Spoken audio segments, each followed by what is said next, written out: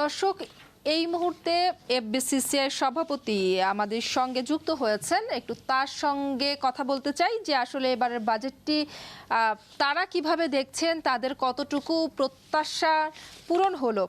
FBCCI সভাপতি আমার সঙ্গে যুক্ত হয়েছেন। খুব সম্ভবত আপনি আমাকে শুনতে পাচ্ছেন। অসংখ্য ধন্যবাদ জানাচ্ছি যুক্ত হবার জন্য এবং সময় দেওয়ার জন্য আমাদেরকে এই মুহূর্তে। আসলে একটু সরাসরি জানতে চাইবো যে ছোট করে কেমন দেখলেন এবারের বাজেট, কতটুকু আপনাদের প্রত্যাশা পূরণ করতে পারলো?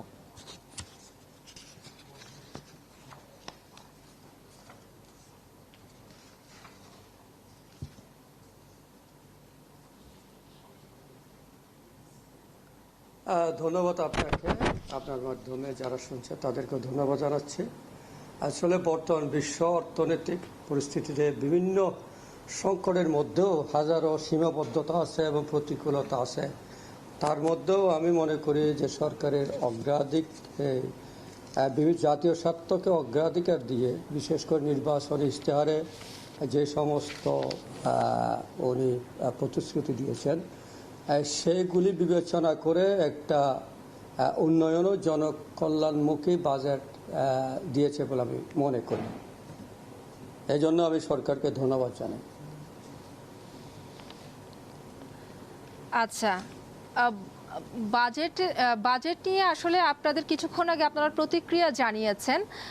আসলে আপনাদের কাছে কেমন মনে হলো? মানে কোনো কি চাপের বাজেট মনে হচ্ছে নাকি ব্যবসায়ী বান্ধবী মনে হচ্ছে?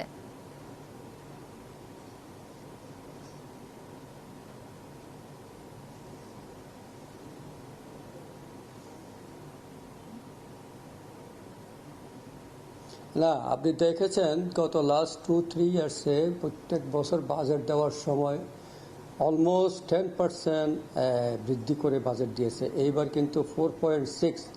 আমি মনে করি যে এই বাজেটটা অবশ্যই বাস্তবায়নযোগ্য এবং সরকারের যে উদ্যম এবং প্রচেষ্টা, আমি মনে করি এই বাজেট বাস্তবায়ন করতে পারবে। আচ্ছা, আপনাদের এবার আসলে প্রধান দাবিগুলো যা ছিল সেই দাবিগুলোর কতটা আসলে পূরণ হয়েছে?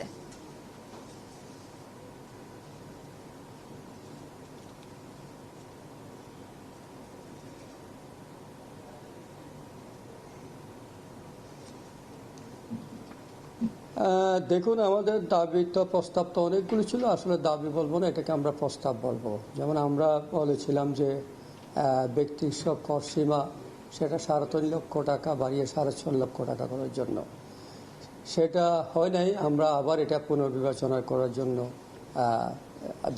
অনুরোধ জানাচ্ছি। এবং আমি আরেকটা কথা বলবো, এআইটি এবং এটি এই দুটাই আমরা প্রত্যাহারের জন্য প্রস্তাব দিয়েছিলাম, বাট আনফর্চুনেটলি এবার হয় নাই। আমরা মনে করি যে সরকার আবার সেটা বিবেচনায় নেবে, আশা করি সেটা প্রত্যাহার করবে।